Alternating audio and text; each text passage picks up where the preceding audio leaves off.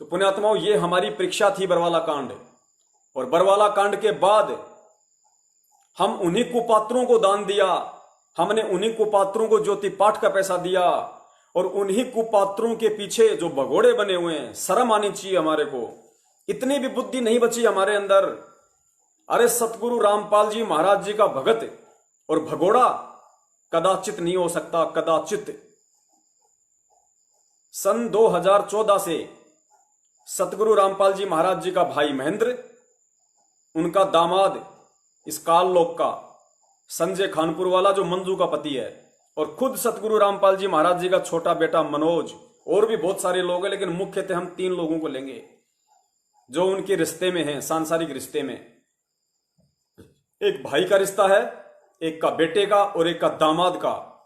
सन 2014 के बाद बरवाला कांड में सतगुरु रामपाल जी महाराज जी को ऐसी विपत्ति में छोड़ के पहले तो संगत को भड़काया, उन्हीं का आदेश बता के संगत के हाथों में लठ पकड़ा दिए, काले कपड़े पहना दिए, बंदूकें पकड़ा दी, पेट्रोल बम पकड़ा दिए, पत्थरों से पुलिस वालों के ऊपर पथराव करवाया, उनको भड़काया। और जब ढंग से सब कुछ काम खराब हो गया तो ये तीनों के तीनों नालायक आश्रम छोड़ के भग गए, और आज तक भगोड़े बनके घूम रहे हैं। भगोड़े बनके पुलिस को इनकी तलाश है, ये वांटेड है, वांटेड। मुकदमा नंबर 428 देशद्रोह में ये तीनों लोग और बहुत सारे लोग जो आश्रम में गुरुजी के आसपास रहा करते थे, सब के सब नालायक वहां से भग लिए। एक आधा पकड़ा गया, भागने की कोशिश में था, आपको वीडियो में भी दिखाया था, पुरुषोत्तम सैनी कुरुक्षेत्र वाला, वो भी भाग रहा था आश्रम से, लेकिन वहां उसको पुलिस ने पकड़ लिया। तो पुण्यात्माओं, आज वही भगोड़े सतलोक आश्रम मैनेजमेंट हरियाणा का संचालन कर रहे हैं। यही लोग मिलके सतलोक आश्रम मैनेजमेंट हरियाणा है, इन्हीं लोगों ने ये फर्जी नामदान केंद्र खोले हैं। इन्हीं लोगों की गलतियों के चलते आज गुरुजी पूरी दुनिया में निंदा के पात्र हैं, 6 साल से हिसार जेल में बैठे हुए हैं। इन्हीं लोगों के उल्टे कर्मों के चलते पुलिस और भक्तों की झड़प हुई, उसमें 5 भगत मारे गए। 5 भक्तों का मर्डर का केस सतगुरु रामपाल जी महाराज जी पे लग गया, जबकि उनका कोई रोल ही नहीं। उन्होंने तो अपने भक्तों के हाथों में मंत्र कार्ड पकड़ना सिखाया था 20 साल से। सतगुरु रामपाल जी महाराज जी ने अपने भक्तों के हाथों में सुमरनी पकड़नी सिखाई थी, इन हाथों से दान करना सिखाया था, परोपकार करना सिखाया था। तो पुण्यात्मा विचार करो, वो परम संत, वो महापुरुष जो खुद कबीर है, जो दुनिया में प्रेम और शांति का संदेशा देने के लिए आता है, अहिंसा जिसका मार्ग है, और पुलिस वाले भी जिसके बच्चे और भगत भी उसी के बच्चे, तो एक बाप कैसे अपने दोनों बच्चों को आपस में लड़वा सकता है, मरवा सकता है? तो विचार करो, किसके आदेशों से हुआ, किन की गलतियों से हुआ, किन काल एजेंटों की कारगुजारियों से यह बरवाला कांड हुआ? इन्हीं लोगों के, खुद उनका भाई, उनके बेटे, उनके रिश्तेदार और ये स्टेट कोऑर्डिनेटर, इनकी नालायकी के चलते ये बरवाला कांड हुआ। क्योंकि संगत को इन्होंने गाइड किया, फोन कर करके संगत को इकट्ठा आश्रम में इन्होंने किया, संगत के लिए काले कपड़ों की व्यवस्था इन्होंने की, संगत के लिए लठ और पत्थरों की व्यवस्था इन लोगों ने की। क्योंकि मैं भी शामिल था उस समय, मैं भी भोलेपन में कमांडो बना हुआ था गुरु का आदेश समझकर। क्योंकि 2013 में मैंने नाम लिया था, 14 में कांड हो गया था। तो हम तो कभी गुरुजी से मिले भी नहीं, कभी बस आम संगत की तरह जाते थे, सत्संग सुना और लाइन में लग के आशीर्वाद ले लिया करते थे, अपना आ जाया करते थे। तो हम भी भ्रमित थे, हमें भी नहीं पता था, हम भी सोचे भाई गुरु का आदेश है। और गुरु आदेश पे हम लोग इस कदर वहां पे खड़े हो गए कि चाहे जान चली जाए, गुरु जी का आदेश है कि पुलिस अंदर नहीं आनी चाहिए तो नहीं आएगी। हम लोग वहां पे मरने मारने के लिए खड़े हो गए थे, क्योंकि ज्ञान नहीं था। परमेश्वर ने बाद में बुद्धि खोली तो बड़ा अफसोस हुआ, बड़ा पछतावा हुआ। तो पुण्यात्माओं, उन लोगों के आदेशों पे संगत ने बरवाला कांड को अंजाम दिया, और आज वो खुद गुरुजी को मुसीबत में छोड़ के खुद वो नालायक भगोड़े बन के घूम रहे हैं। और उन्हीं भगोड़ों ने धर्म को धंधा बनाते हुए, क्योंकि आश्रम की सारी चीजें उनके अंडर में थी, तो ये डीवीडी का ये लोग आज मिस यूज कर रहे हैं सतगुरु रामपाल जी महाराज जी की आड़ में, उनके आदेश बताकर। जबकि मुझे कोई भी बता दो, लाखों की संगत में से एक भी भगत भाई बहन मुझे ये बता दो कि जिसने सतगुरु रामपाल जी महाराज जी के आमने सामने खड़ा होकर उनके मुख से ये सुना हो कि हाँ बेटा, डीवीडी से नाम दीक्षा देने का मेरा आदेश है। कोई भी मुझे बता दो, एक भी माई का लाल इस संगत में अगर कोई ऐसा है तो फिर किसके आदेश मान रहे हो भाई? किसके आदेश से नाम दीक्षा दी जा रही है? किसके आदेश से ये सब कुछ चल रहा है? अरे आदेश क्या होता है?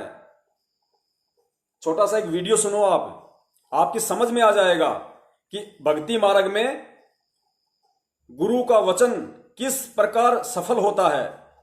गुरु कितना स्पष्ट रूप से बोलेगा यदि किसी को नाम दीक्षा देने का आदेश देगा तो। स्वयं सतगुरु रामपाल जी महाराज जी ने अपने लिए बताया है कि मेरे दादा गुरुदेव ने मुझे जब नाम देने का आदेश दिया तो दादा गुरुदेव ने पूरी संगत में ऐलान किया था कि आज के बाद ये नाम देगा। गुरु का नाम लेके कहा कि आज के बाद, गुरु जी का नाम लेके कहा कि ये नाम दीक्षा देगा, और जो इसको गुरु नहीं मानेगा वो मेरा कुछ नहीं लगता। पुण्यात्माओं, यदि सतगुरु रामपाल जी महाराज जी ने आदेश देना होता, पहली बात तो गुरु जी ने अपने सत्संग में पहले ही स्पष्ट किया हुआ है कि डीवीडी से नाम दीक्षा मुझ दास के सतलोक जाने के बाद देने की व्यवस्था की जाएगी। डीवीडी से नाम दीक्षा की तो भक्ति मार्ग में संत वचन पलटे नहीं, चाहे पलट जाए ब्रह्मांड। सतगुरु का वचन है कि जब तक मैं हूं तब तक मैं दूंगा, और जब चला जाऊंगा तब ये डीवीडी काम आएगी। इसलिए परमात्मा ने सन 2005 में डीवीडी बना के रखी हुई थी। वरना सोचो, अगर परमात्मा ने डीवीडी से ही नाम दीक्षा अगर आज वर्तमान में लोगों को दिलवानी होती, तो जब परमात्मा ने 2005 में डीवीडी बना दी थी और 2006 में गुरुजी जेल में गए थे, 2 साल जेल में रहे, उस समय डीवीडी से नाम दीक्षा देने की प्रक्रिया शुरू क्यों नहीं हुई? उस समय लोगों का नाम शुद्ध करवाने के लिए एक भी नामदान केंद्र क्यों नहीं खोला गया? क्यों? क्योंकि गुरुजी ने पहले ही स्पष्ट कर दिया था कि जब तक मैं शरीर में हूं कोई दूसरा गुरु नहीं बन सकता।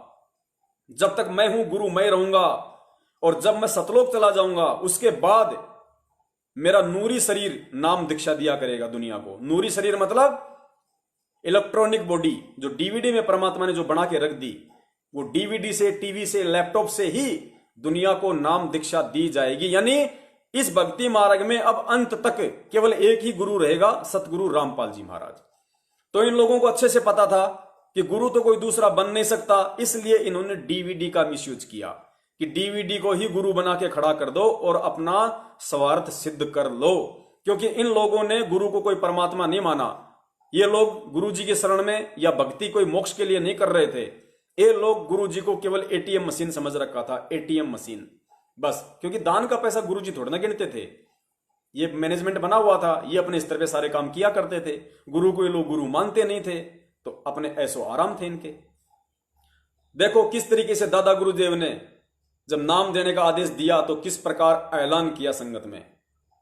फिर किसी को भी ऑब्जेक्शन नहीं हुआ। जिसने नहीं लेना था उसने नहीं लिया, और जिसने लेना था उसने ले लिया। लेकिन किसी ने भी ये ऑब्जेक्शन नहीं किया कि दादा गुरुदेव का आदेश नहीं है, संत रामपाल जी क्यों नाम दे रहे हैं। ऐसा नहीं हुआ।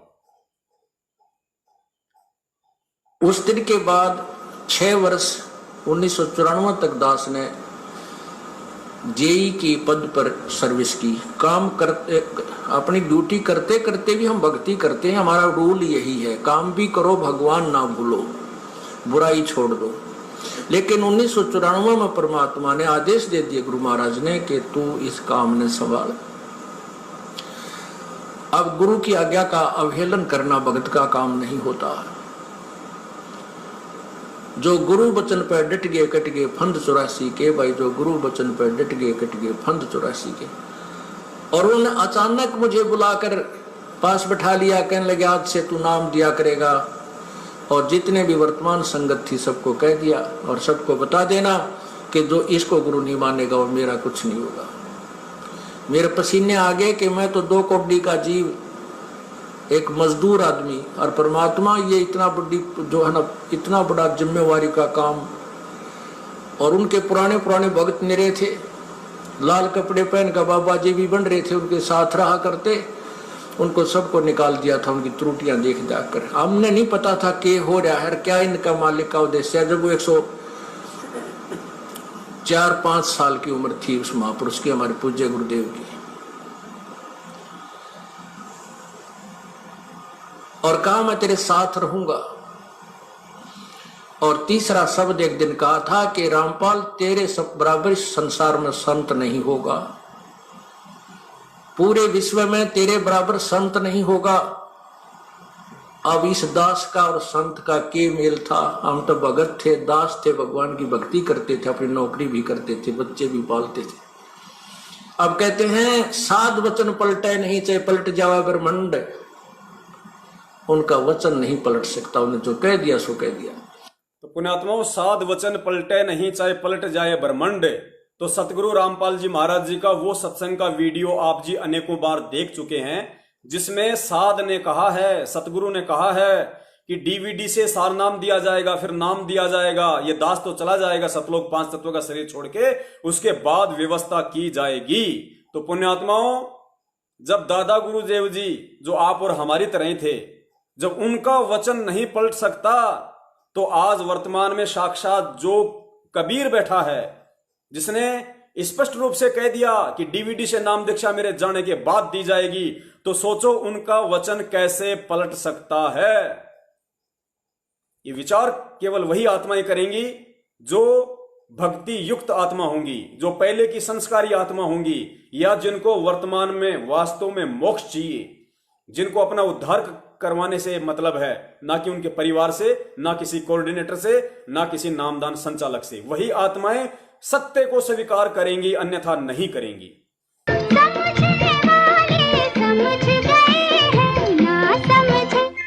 ना समझे वो अनाड़ी है।